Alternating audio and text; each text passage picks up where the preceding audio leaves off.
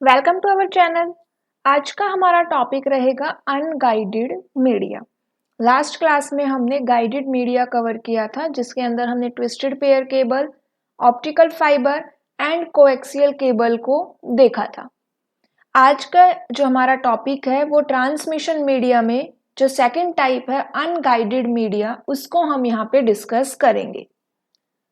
अब चलिए यहाँ पे स्टार्ट करते हैं आज का हमारा टॉपिक अनगाइडेड मीडिया। क्लास अच्छी लगे तो क्लास को आप लाइक कर सकते हैं, कमेंट करके भी बता सकते हैं कि आपको क्लास कैसी लगी। ठीक है, चैनल को सब्सक्राइब नहीं किया है तो आप चैनल को सब्सक्राइब कर लीजिएगा एंड बेल आइकन पर क्लिक करने से आपको लेटेस्ट नोटिफिकेशन सेम टाइम पे मिल जाएंगे। अब यहाँ पे देखो कि जो अनगाइडेड मीडिया है उसे और क्या कहते हैं। अनगाइडेड मीडिया को वायरलेस मीडिया कहते हैं एंड अनबाउंडेड मीडिया भी कहते हैं। जैसे गाइडेड मीडिया को wired media and bounded media कहते हैं, उसी तरह से अनगाइडेड मीडिया को वायरलेस और अनबाउंडेड मीडिया कहते हैं। ठीक है, यहाँ पे कोई भी वायर का यूज नहीं होता, इसलिए यहाँ पे कोई भी फिजिकल मीडियम एस्टैब्लिश नहीं किया जाता। जो भी हमारी इंफॉर्मेशन होगी वो कैसे ट्रांसमिट होगी, वो आपकी यहाँ पे एयर को यूज करेगी। एयर यहाँ पे क्या रहेगा, मीडिया रहेगा। ठीक है, अनगाइडेड मीडिया में air is the media through which the electromagnetic energy can flow easily. Unguided media में 3 टाइप्स आते हैं। फर्स्ट आपकी होती है रेडियो वेव्स, सेकंड होती है आपकी माइक्रोवेव्स एंड थर्ड होती है इंफ्रारेड। इन तीनों को ही हम 1 बाय 1 डिस्कस करेंगे। अगर एग्जाम में क्वेश्चन आ जाए कि इनमें से कौन सी अनगाइडेड मीडिया का एक टाइप है या कौन सा एक नहीं है, तो वो हमें पता होना चाहिए कि अनगाइडेड मीडिया में radio waves, microwaves, infrared and satellite भी आ जाती है। ठीक है, तो सबसे पहले देखते हैं रेडियो वेव्स क्या होती है। अब देखो यहाँ पे एक एग्जाम्पल नहीं, यहाँ पे एक डायग्राम गिवन है। ये किसके लिए डायग्राम रहेगा, ये आपका रेडियो वेव्स के लिए डायग्राम रहेगा। ठीक है, तो यहाँ पे ये अर्थ सरफेस है, ये आपके एंटीना यहाँ पे लगे हुए हैं एंड ये ग्राउंड वेव हुआ है। फिर यहाँ पे ये आइनोस्फेयर है। ठीक है, जैसे हम ईवीएस में पढ़ते भी है ना, आइनोस्फेयर होता है वहां पे, तो ये वो आइनोस्फेयर यहाँ पे रहेगा। अब डायग्राम इतना इंपॉर्टेंट नहीं है, यहाँ पे इसके पॉइंट्स देख लेते हैं क्या क्या इंपॉर्टेंट रहेंगे। Radio waves are the electromagnetic waves. First point तो यही इंपॉर्टेंट है कि रेडियो वेव्स किस टाइप की वेव्स होती है, तो रेडियो वेव्स हमारी इलेक्ट्रोमैग्नेटिक वेव्स होती है। एंड जो रेडियो वेव्स होती है ना, वो आपकी हर डायरेक्शन में मूव कर सकती है। ठीक है, ऐसा नहीं है किसी एक पर्टिकुलर डायरेक्शन में मूव करेगी, वो हर डायरेक्शन में जो भी फ्री स्पेस वहां पे अवेलेबल है, हर डायरेक्शन में वो ट्रांसमिट हो जाती है। अब यहाँ पे वो हर डायरेक्शन में ट्रांसमिट हो जाती है, इसीलिए इसको एक पर्टिकुलर नाम दिया गया है एंड वो क्या रहेगा आपका, ओमनी डायरेक्शनल। रेडियो वेव्स क्या है आपकी, ओमनी डायरेक्शनल है। इसका मतलब, ओमनी डायरेक्शनल का मतलब क्या होता है कि ये वेव्स, ये सिग्नल हर डायरेक्शन में मूव करते हैं। ठीक है, फर्स्ट पॉइंट इलेक्ट्रोमैग्नेटिक वेव्स है, सेकंड पॉइंट ओमनी डायरेक्शनल है। ओमनी डायरेक्शनल का मतलब हर डायरेक्शन में मूव करती है। नेक्स्ट पॉइंट आता है रेंज इन फ्रीक्वेंसी। कितनी होती है यहाँ पे, 3 kilo hertz to 1 kilo hertz. Exam में पूछ सकता है कि रेडियो वेव्स की यहाँ पे फ्रीक्वेंसी रेंज क्या होती है, तो 3 kilo hertz to 1 kilo hertz. ठीक है, उसके बाद यहाँ पे देखो नेक्स्ट पॉइंट, ये जो यहाँ पे एंटीनास लगे हुए हैं ना, इनके बारे में कि जो रेडियो वेव्स होती है उसमें sending and receiving antennas are not aligned. क्या कह रहा है यहाँ पे कि जो सेंडिंग एंड रिसीविंग एंटीनास है वो अलाइंड नहीं होते।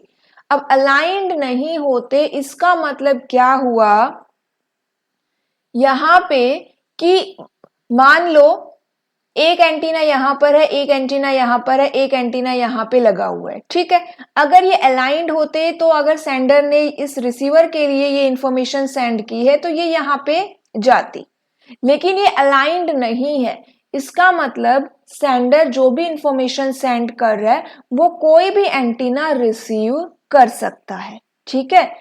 इसीलिए हम यहाँ पे कहते हैं कि जो सेंडिंग एंड रिसीविंग एंटीनाज है वो अलाइंड नहीं होते, क्योंकि जो इंफॉर्मेशन है वो कोई भी एंटीना रिसीव कर सकता है।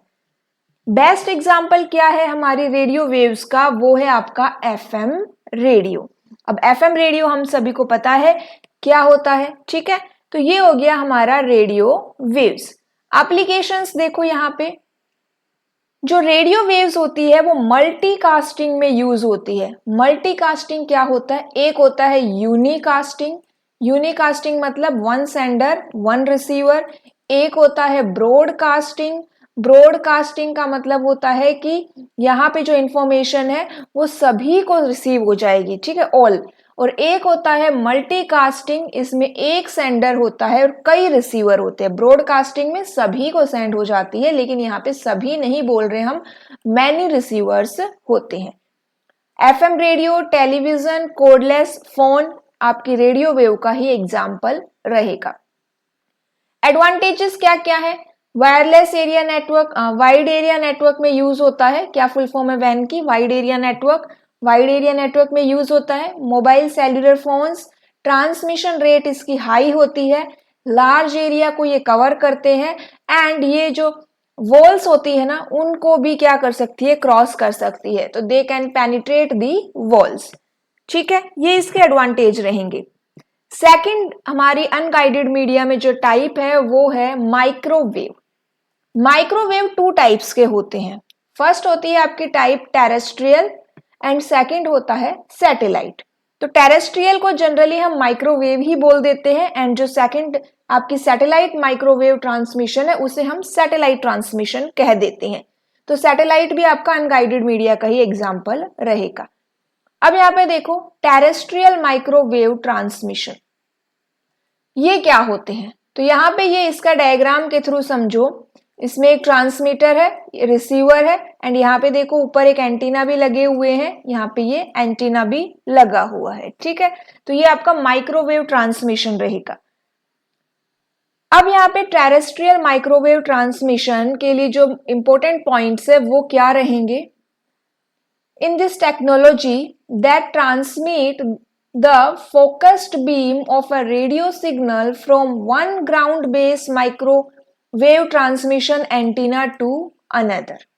यहाँ पे हमें एंटीनाज की रिक्वायरमेंट होती है, जैसे ये बड़े बड़े एंटीनाज आपने देखे ना जो लगे हुए होते हैं, वो एंटीनाज की हमें यहाँ पे रिक्वायरमेंट होती है, और एक एंटीना से दूसरे एंटीना को यहाँ पे क्या करते हैं, इंफॉर्मेशन ट्रांसमिट करते हैं। रेडियो वेव्स ओमनी डायरेक्शनल थी, लेकिन माइक्रोवेव्स यूनिडायरेक्शनल है, ठीक है। यूनिडायरेक्शनल है, केवल एक ही डायरेक्शन में डेटा मूव करेगा। उसके अलावा रेडियो वेव्स में जो एंटीनास थे वो अलाइंड नहीं थे, लेकिन यहाँ पे एंटीना क्या होते हैं, अलाइंड होते हैं, ठीक है। इसका मतलब सेंडर ने जिसके लिए सेंड किया है उसी को वो डेटा रिसीव होगा। उसके अलावा यहाँ पे हमने डायग्राम में देखा कि ये जो एंटीनाज है ये देखो कहाँ पे लगे हुए हैं, एक टावर के ऊपर लगे हुए होते हैं, ठीक है। ये हमारा ये टावर है, ये पूरा जो ग्राउंडेड बेस पे लगा हुआ है, एंड उसके ऊपर एक एंटीना लगा होता है, एंड ये जो दोनों यहाँ पे है ये कुछ किलोमीटर के डिस्टेंस पे ही होते हैं। दोनों टावर एक दूसरे से कुछ किलोमीटर के डिस्टेंस पे ही रहेंगे।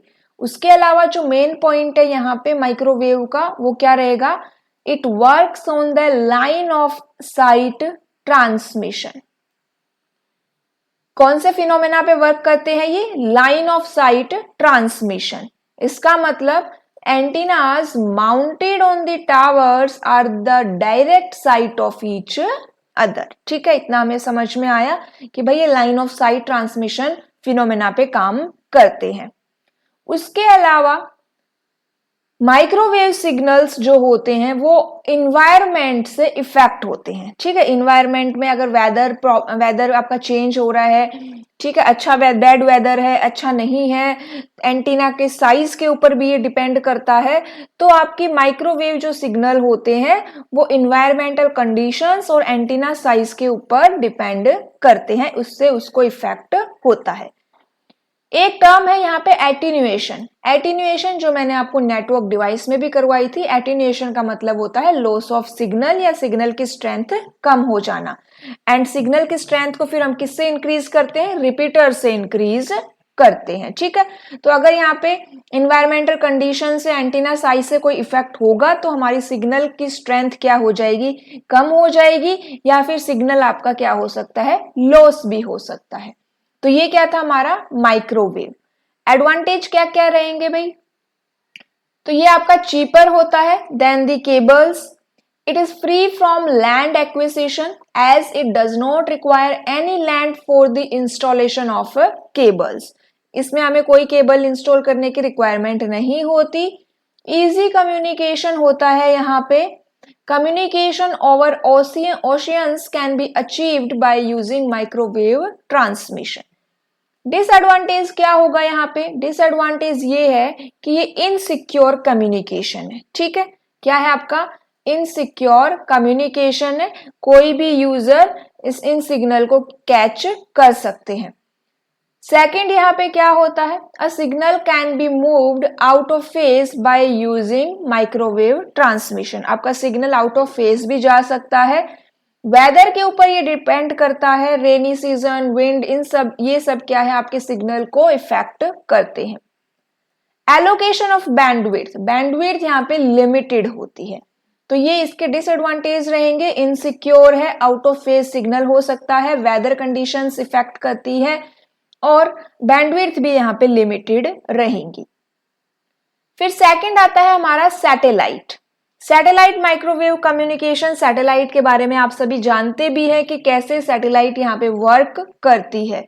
तो सैटेलाइट क्या होती है? Satellite is a physical object that revolves around the earth at a known height. Satellite क्या होती है?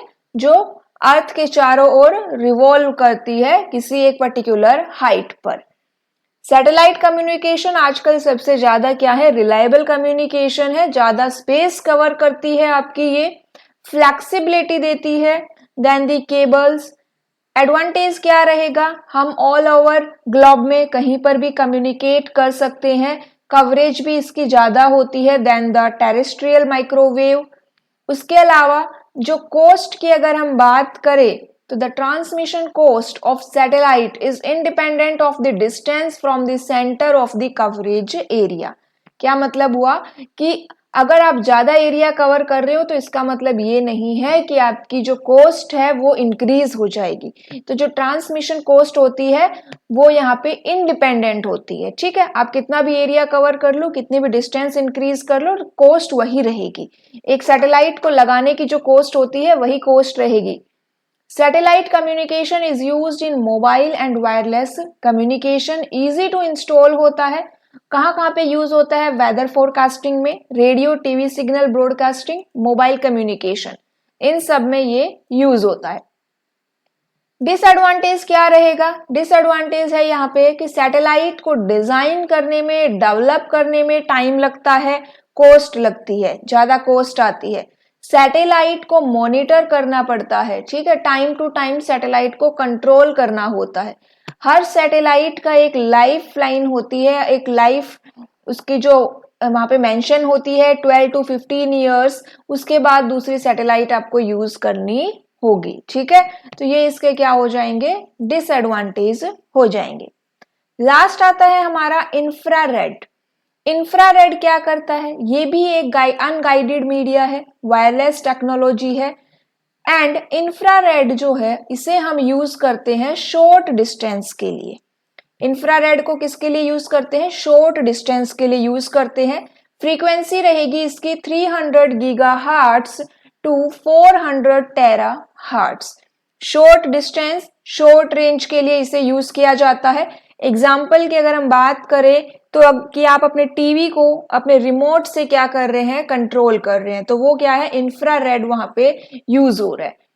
डेटा ट्रांसफर कर रहे हो आप एक कंप्यूटर से एक मोबाइल फोन में, तो वहां पे भी इंफ्रारेड यूज हो रहा है। हाई बैंडविड्थ होती है, इसीलिए डेटा रेट भी क्या हो जाएगी? हाई हो जाएगी। जैसे रेडियो वेव्स वॉल्स को पास कर सकती है, लेकिन इंफ्रारेड वेव्स वॉल्स को पास नहीं कर सकती, can not penetrate the walls. उसके अलावा सिक्योरिटी अच्छी रहेगी इसकी, एंड ये अनरिलायबल है आउटसाइड द बिल्डिंग, ठीक है, because the sun rays will interfere with the infrared waves. Difference देख लो तीनों में क्या क्या है। रेडियो वेव्स ओमनी डायरेक्शनल होती है, माइक्रोवेव यूनिडायरेक्शनल है, इंफ्रारेड वेव्स भी यूनिडायरेक्शनल है। उसके अलावा radio waves at low frequency they can penetrate through solid object and walls, but high frequency they bounce off the obstacle. Low frequency है तो ये सॉलिड ऑब्जेक्ट या वॉल्स को पास कर सकती है, और अगर हाई फ्रीक्वेंसी है तो ये ऑब्स्टेकल को बाउंस भी कर सकती है। माइक्रोवेव लो फ्रीक्वेंसी है तो ये पास करेंगी, हाई फ्रीक्वेंसी पे ये पास नहीं करेंगी। इंफ्रारेड सॉलिड ऑब्जेक्ट और वॉल्स को पेनिट्रेट नहीं कर सकती। रेडियो वेव्स की रेंज इंपॉर्टेंट रहेगी। फ्रीक्वेंसी रेंज रेडियो वेव्स के लिए 3 kilohertz to 1 gigahertz, microwave 1 gigahertz to 300 gigahertz, infrared 300 gigahertz to 400 terahertz. यहाँ पे टेराहर्ट्ज आएगा। सिक्योरिटी पुअर सिक्योरिटी होती है इन रेडियो वेव्स की, माइक्रोवेव की मीडियम सिक्योरिटी है, एंड इंफ्रारेड हाई सिक्योरिटी है। एटीन्यूएशन की बात करें तो यहाँ पे रेडियो वेव्स में हाई रहेगा, यहाँ पे वेरिएबल है, एंड यहाँ पे लो रहेगा, ठीक है।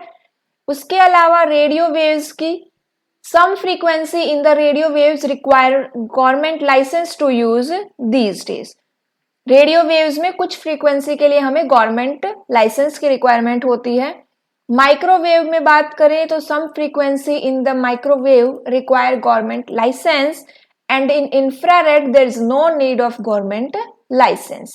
कॉस्ट की बात करें तो रेडियो वेव्स की जो कॉस्ट होती है वो मॉडरेट रहेगी, माइक्रोवेव की हाई होती है, एंड इंफ्रारेड की लेस होती है। कम्युनिकेशन की बात करें तो रेडियो वेव्स लॉन्ग डिस्टेंस के लिए होता है, माइक्रोवेव भी लॉन्ग डिस्टेंस के लिए होता है, एंड जो इंफ्रारेड होते हैं वो आपके शॉर्ट डिस्टेंस के लिए होते हैं, ठीक है।